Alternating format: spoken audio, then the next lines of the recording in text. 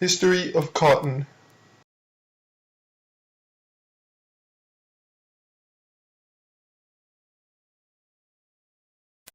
Before the cotton gin was invented, people, mainly slaves, had to pick the seeds out of the cotton by hand. This was a long, tiring process that damaged many slave hands. The South was beginning to let the slaves stop working until the cotton gin was made.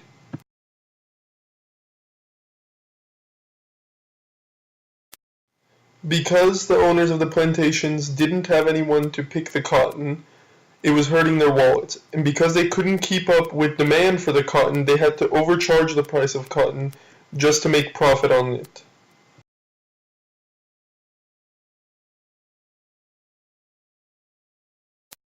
In 1793, Eli Whitney invented the cotton gin. The cotton gin became very popular in the South. The South was then known as the cotton-producing part of the country because Eli Whitney's cotton gin was able to pull out all the seeds out of the cotton ball, which made the slave's job easier to pluck the seeds.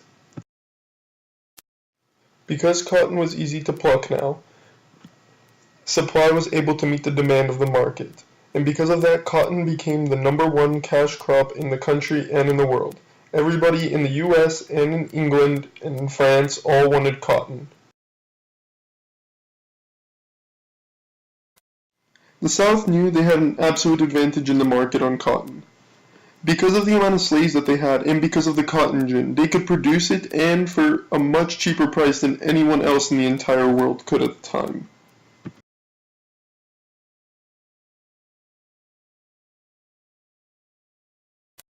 Because of these advances in technologies and the amount of slaves that they owned at the time, the U.S. cotton crop nearly doubled from 2.1 million barrels in 1850 to 3.8 million barrels 10 years later. Not surprisingly, given these figures, the Southern economy remained overwhelmingly agricultural.